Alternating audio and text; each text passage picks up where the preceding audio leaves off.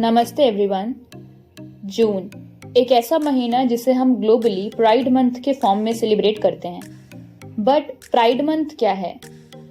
Pride month basically एक ऐसा महीना है या फिर एक ऐसा टाइम है जो हम ऐसे लोगों को डेडिकेट करते हैं जिनकी सेक्सुअलिटी नॉर्मल से थोड़ी सी डिफरेंट है, जैसे कि the bisexual people, the gay people, the lesbian people and the transgenders. अब ये मूवमेंट थोड़ा सा कंट्रोवर्शियल है क्योंकि कुछ लोग इसके फॉर में हैं, कुछ लोग इसके बहुत ज़्यादा अगेंस्ट में भी होते हैं।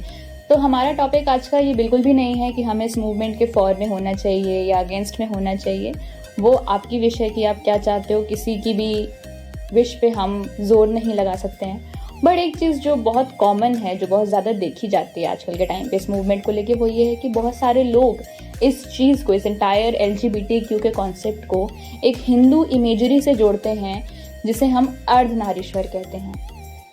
अगर वास्तविक रूप से देखा जाए तो अर्धनारीश्वर का जो कॉन्सेप्ट है उसका दूर दूर तक LGBTQ से कोई रिलेशन नहीं है। इसका मतलब ये नहीं कि LGBTQ पूरी तरीके से गलत हो सकता है, मैं ऐसा भी नहीं कह रही, बट एक ऐसी चीज़ जिसका उससे कोई भी रिलेशन नहीं है, आप उसे यूज़ करो इस मूवमेंट को वैलिडेशन देने के लिए, तो ये थोड़ा सा गलत है। पर ये बात हमें तब तक समझ में नहीं आएगी जब तक हम ये ना जाने कि अर्धनारीश्वर एक्चुअली क्या है। सो आज के इस वीडियो में हम मेनली यही डिस्कस करने वाले हैं कि अर्धनारीश्वर एक्चुअली है कौन और क्या चीज़ है वो पूरी इमेजरी क्या डिस्क्राइब करने की कोशिश कर रही है।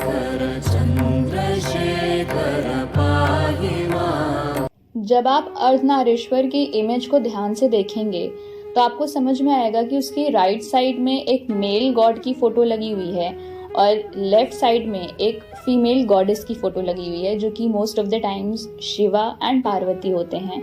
और उनके आधे आधे यानी कि आधे शिव एंड आधी पार्वती की ये पूरी इमेज होती है। सो ये इमेज क्या है? मतलब आधा मेल आधा फीमेल।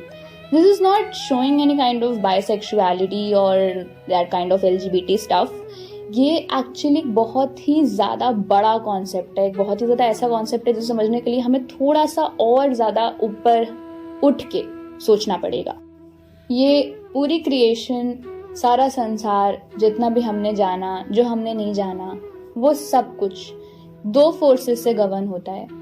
मतलब कि अगर एक फोर्स है तो उसके काउंटर में कोई ना कोई फोर्स जरूर एक्ट करती है उसे बैलेंस करने के लिए। कोई भी चीज ऐसी नहीं है जो बराबर अकेली चलती रहे, अदरवाइज ये वर्ल्ड सस्टेन नहीं करेगा अगर हमें किसी भी फोर्स की एक काउंटर फोर्स ना मिले। अर्धनारीश्वर का कॉन्सेप्ट काफी हद तक इस चीज को समझाने की कोशिश करता है। अर्धनारीश्वर बेसिकली इस पूरे के पूरे जगत का, इस पूरे की पूरी क्रिएशन का मस्क्यूलाइन और फेमिनाइन एस्पेक्ट को एक साथ जोड़कर दिखाता है और ये बताता है कि इन दोनों में से अगर एक भी थोड़ा सा भी कम या थोड़ा सा भी ज़्यादा हुए तो क्रिएशन इम्बैलेंस हो जाएगी और जो लाइफ है या फिर जो भी पॉसिबल क्रिएशन ही है वो एग्जिस्ट करना बंद कर देगी। ये दोनों फोर्सेस या फिर ये दोनों एनर्जीज जब एकदम बैलेंस स्टेट में होती है, एकदम इक्वल होती हैं, तभी हम हर चीज़ सही से कर पाते हैं। अब अगर थोड़ा सा और एलैबोरेटेड वे में हम देखें कि पुरुष और प्रकृति क्या है, तो एक छोटे से एग्जाम्पल से आपको ये समझ में आएगा। अगर हम शास्त्रों के दृष्टिकोण से देखें तो जो पुरुष है उसे क्रिएटर कहा जाता है और जो प्रकृति है उसे क्रिएशन। अब आप कहेंगे अगर ऐसा है तब तो फिर पुरुष सुपीरियर हो गया ना, क्योंकि क्रिएटर तो सुपीरियर है, क्रिएशन तो क्रिएटर की वजह से आ रही है। लेकिन आप ये भी तो देखो, अगर क्रिएशन ही नहीं होती तो क्या हम क्रिएटर को क्रिएटर बोल पाते? इसका क्या मतलब है? इसका मतलब है कि जितना इंपॉर्टेंट क्रिएटर है उतनी ही इंपॉर्टेंट उसकी क्रिएशन है, क्योंकि अगर क्रिएशन ही नहीं होगी तो क्रिएटर को वो नाम ही नहीं मिलेगा कि वो एक क्रिएटर है। इन अ सिमिलर वे हम पुरुष को ऑब्जर्वर भी बोलते हैं और प्रकृति को उनकी ऑब्जर्वेशन। यहाँ पे भी लोग बोल सकते हैं कि ऑब्जर्वर सुप्रीम है, ऑब्जर्वेशन तो इंफीरियर है, बट ऐसा नहीं है। अगर ऑब्जर्वेशन ही नहीं होगी तो ऑब्जर्वर ऑब्जर्व किसे करेगा? और जब ऑब्जर्वर किसी को ऑब्जर्व ही नहीं करेगा तो वो काहे का ऑब्जर्वर होगा? हिंदुइज्म में हमें ऐसी एक बहुत ही प्यारी सी इमेजरी देखने को मिलती है विच इज नटराज।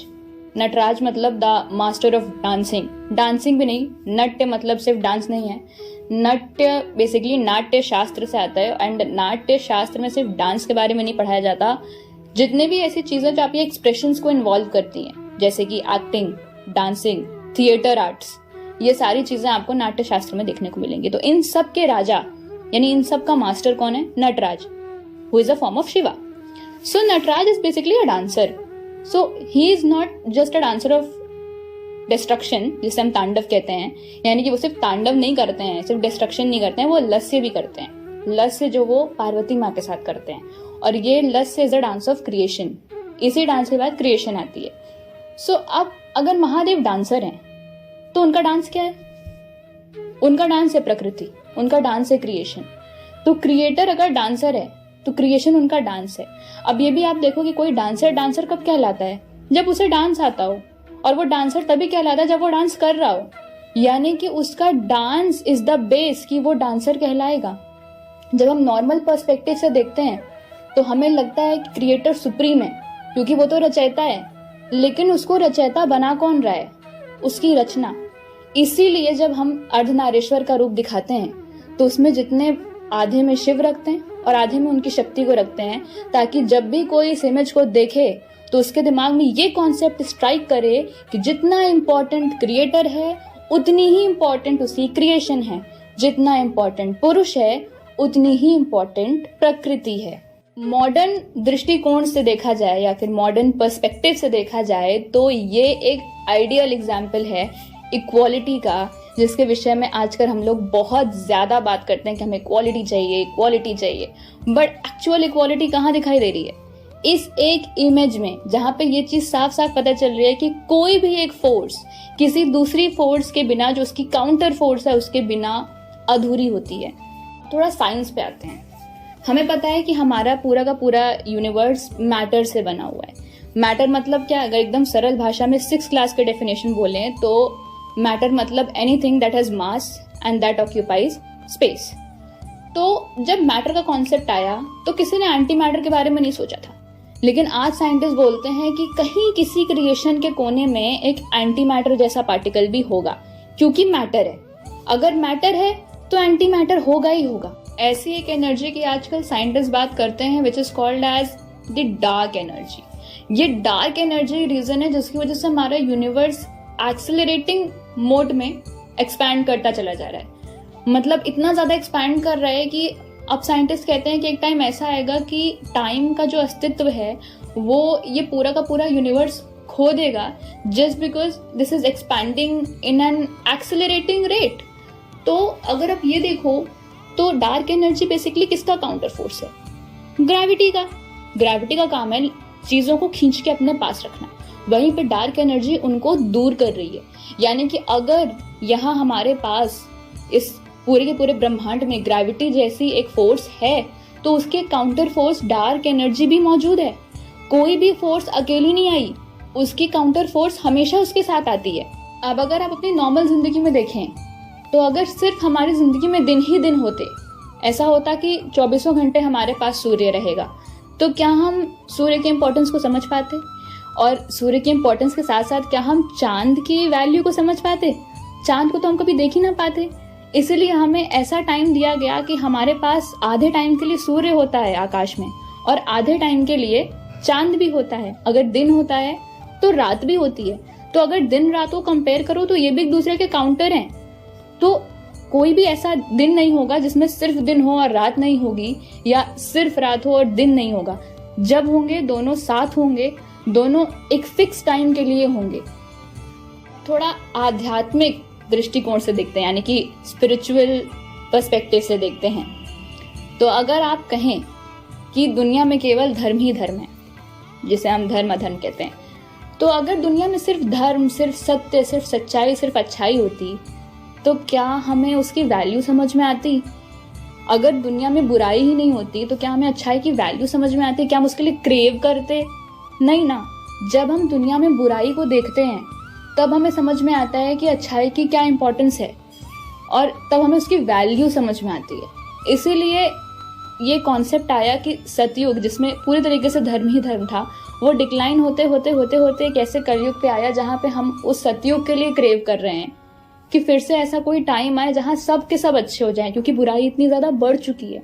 और फिर एक और बात आती है, चाहे भगवान के जितने भी अवतार हुए या फिर सिर्फ भगवान ही क्यों, आप देखो कि देवी के भी, जो कि मेरे लिए तो सभी भगवान हैं, बट आप लोग डिफरेंशिएट कर देते हैं थोड़ा, तो मैं बोल रही हूँ, देवी के भी अगर फॉर्म्स आते हैं इस वर्ल्ड में या अपनी एग्जिस्टेंस में, तो वो किसकी वजह से आते हैं, कौन उन्हें अट्रैक्ट करता है?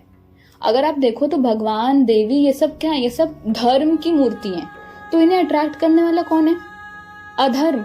जब महिषासुर आया था, जो कि अधर्म की सबसे बड़ी मूर्ति बन गया था, तब उसने दुर्गा माँ को अट्रैक्ट किया, उसकी वजह से दुर्गा माँ एग्जिस्टेंस में आई, उसकी वजह से उनको बनाया गया और उन्होंने आके उसका अंत किया। रावण वॉज द रीजन कि श्री राम को जन्म लेना पड़ा, कंस वॉज द रीजन कि श्री कृष्णा को जन्म लेना पड़ा। इसका मतलब बढ़ता हुआ अधर्म is the reason why the dharma will again come into the world, and this eventually makes adharma as important as dharma, because अगर अधर्म ही नहीं होगा तो धर्म को अट्रैक्ट कौन करेगा? ईश्वर को बार बार जन्म लेने पे फोर्स कौन करेगा? इसलिए हर फोर्स की काउंटर फोर्स उतनी ही इम्पोर्टेंट है जितनी वो फोर्स इम्पोर्टेंट है। नारेश्वर हमें बेसिकली यही चीज समझाने की कोशिश करता है अलग अलग स्तर पे, कि कैसे काउंटर फोर्स का भी उतना ही इम्पोर्टेंस है जितना फोर्स का इम्पोर्टेंस है। और इम्पोर्टेंस तो दूर, एग्जिस्टेंस भी दोनों की साथ ही चलेगी। ऐसा हो ही नहीं सकता कि एक फोर्स आए और उसकी काउंटर फोर्स ना आए। आप सेंट्रीपिटल फोर्स को ले लीजिए। सेंट्रीपिटल फोर्स, जिसने फिजिक्स पढ़ी उनको पता होगा कि अगर हम एक स्ट्रिंग से बांध के किसी चीज को घुमाएं तो वो चीज स्ट्रिंग में पैदा हुए टेंशन की वजह से सेंटर की ओर खींचती है। बट अगर हम उस स्ट्रिंग को बीच में काट दें तो वही पार्टिकल उसी टैंजेंट के अक्रॉस उड़ता हुआ आगे निकल जाएगा, because of the centrifugal force. यानी कि उस सेंट्रीपिटल फोर्स की भी एक काउंटर फोर्स, सेंट्रीफ्यूगल फोर्स, उस वक्त उस पर एक्ट कर रही थी। एक साथ दो फोर्सेस उस पर एक्ट कर रही थी। तो पुरुष और प्रकृति का ये जो संगम वाला पूरा का पूरा इमेजरी है अर्धनारीश्वर, ये हमें ये भी समझाता है कि कैसे काउंटर फोर्सेस साथ में एग्जिस्ट करते हैं और उनकी इम्पोर्टेंस भी उतनी है जितनी किसी दूसरे की है। और उसके साथ हमें ये भी एक्सप्लेन करता है कि क्रिएशन और क्रिएटर का आपस में क्या संबंध है, दोनों एक दूसरे पे कितना डिपेंडेंट हैं। एक बहुत ही प्यारा ऐसा एक और कॉन्सेप्ट आता है, एक और क्या, ऐसे बहुत सारे कॉन्सेप्ट है। अर्धनारीश्वर अकेला एक कॉन्सेप्ट नहीं है। योगिक कल्चर में अगर आप जाएंगे तो आपको इदा पिंगला नाड़ी का कॉन्सेप्ट मिलेगा। इसमें जो ईदा नाड़ी है वो एक लूनर यानी कि इंट्रोवर्ट साइड किसी का, feminine side, softer side, moon जैसा कूल साइड, इनएक्टिव साइड, ये सब चीज़ों को हम ईदा नाड़ी से जोड़ते हैं, जो कि हमारी बॉडी के लेफ्ट साइड में पाई जाती है। और जो पिंगला नाड़ी है वो सोलर, एक्टिव, एक्सट्रोवर्ट, हॉट, जितनी भी सन रिलेटेड चीज़ें हैं, मस्क्यूलाइन, उस चीज को रिप्रेजेंट करती है और हमारे बॉडी के राइट साइड में पाई जाती है। देखा जाए तो ये ईदा और पिंगला नाड़ी राइट एंड लेफ्ट में होते हुए हमें अर्धनारीश्वर की चीज अपनी बॉडी में ही देखने को मिल जाती है, बट तब भी लोगों को समझ में नहीं आता कि अर्धनारीश्वर क्या है। इसलिए अगर आप एंशिएंट चाइनीज फिलोसफी को जाकर पढ़ेंगे तो उसमें आपको यिंग यांग का कॉन्सेप्ट मिलेगा, जिसमें Ying is the feminine one and yang is the masculine one. तो ये अर्धनारीश्वर अकेला नहीं है। एंशिएंट जितने भी कल्चर्स हैं सबने इस चीज को रिकॉग्नाइज किया कि टू काउंटर फोर्सेस के बिना ये एग्जिस्टेंस पॉसिबल नहीं है। इसलिए वो हमेशा दो फोर्सेस की बात करता है जो एक दूसरे से बिल्कुल ऑपोजिट दिखती हैं लेकिन हमेशा साथ रहती हैं, क्योंकि अगर वो साथ नहीं रहेंगी तो वर्ल्ड काम नहीं करेगा। सिमिलर चीज हमें देखने को मिलती है एक एटम में, जहां प्रोटॉन्स हैं द पॉजिटिवली चार्ज्ड, तो वहीं पे इलेक्ट्रॉन्स भी हैं द नेगेटिवली चार्ज्ड। तो आपको अब तक समझ आ गया होगा कि मैक्रो वर्ल्ड, जहां पे हम डार्क एनर्जी, ग्रेविटी की बात कर रहे थे, से लेके माइक्रो वर्ल्ड जहां हम इलेक्ट्रॉन और प्रोटॉन की बात कर रहे हैं, हमें हर जगह ये एग्जाम्पल्स देखने को मिलेंगे कि हर चीज के काउंटर फोर्स मौजूद है। ईदा पिंगला नाड़ी हमारे खुद के अंदर, सेंट्रीपिटल फोर्स, सेंट्रीफ्यूगल फोर्स, एक दूसरे की ऑपोजिट, हर जगह आप चाहें तो आप ये चीज ऑब्जर्व कर सकते हैं कि एक अगर फोर्स मौजूद है तो उसका एक काउंटर फोर्स मौजूद होगी ही होगी। और एक तरीके से देखें तो अर्धनारीश्वर का जो पूरा इमेजरी है वो हमें बार बार सिर्फ यही याद कराने की कोशिश करती है कि आप इस चीज को समझें कि बैलेंस तभी आता है जब दो चीजें एकदम बराबर पे चल रही हो। आपकी खुद की बॉडी में जितने आपके फादर के क्रोमोसोम्स हैं 50%, उतने ही आपकी मदर के क्रोमोसोम्स हैं 50%। एक भी अगर थोड़ा सा भी आगे बढ़ा तो आपको जेनेटिक डिसऑर्डर हो जाएगा। आपके खुद के अंदर ये बायोलॉजिकल एग्जाम्पल चल रहा है कि बैलेंस जब तक नहीं रहेगा आपके फादर और मदर का आपके अंदर, तब तक आप सर्वाइव सही से नहीं कर सकते हो। उसी तरीके से क्रिएशन भी सर्वाइव नहीं कर पाएगी अगर हम इन दोनों फोर्सेस का बैलेंस साथ में ना रखें। तो अब तक आपको ये तो समझ में आ गया होगा कि अर्धनारीश्वर बेसिकली डिपिक्ट क्या करता है। तो इतना भी समझ में आ गया होगा कि इसका LGBTQ से कुछ भी लेना देना हुआ नहीं अब तक, क्योंकि LGBTQ एक पूरी तरीके से एक अलग ही मूवमेंट है और अर्धनारीश्वर पूरी तरीके से एक अलग ही कॉन्सेप्ट है। तो आई होप कि आपको अब तक समझ में आ गया होगा कि अर्धनारीश्वर क्यों LGBTQ से रिलेटेड नहीं है, वो मूवमेंट को लेके आपके क्या व्यूज़ हैं, क्या थॉट्स हैं, वो पूरी तरीके से आप फ्री हैं, आप एक्सप्रेस कर सकते हैं, लोग करते ही हैं, कोई प्रॉब्लम नहीं है। बट अर्धनारीश्वर जैसे इतने बड़े, इतने पहुंचे हुए कॉन्सेप्ट को अगर आप इस चीज़ से जोड़ देते हो तो प्रॉब्लम ये है कि फिर लोग अर्धनारीश्वर को समझने की कोशिश नहीं करेंगे, जो कि समझना बहुत ज़रूरी है। आपको उसका जो रियल मीनिंग है वो समझना बहुत ज़रूरी है, नहीं तो आप कई सारी चीज़ों को नहीं समझ पाएंगे। पर अगर आप उसको किसी और चीज़ से लिंक कर दोगे तो उसकी रियल मीनिंग तो कोई देखने कभी जाएगा ही नहीं ना। इसलिए मैंने ये सोचा था कि मैं ये वीडियो करूँगी जिसमें मैं आपको बताऊँ कि अर्धनारीश्वर क्यों LGBTQ नहीं है और उसका एक्चुअल मीनिंग क्या है। तो आई होप आपको अब तक ये समझ में आ गया होगा। वीडियो पसंद आया हो तो लाइक करना, वीडियो को शेयर करना और सब्सक्राइब भी कर देना। अगले वीडियो तक के लिए थैंक यू।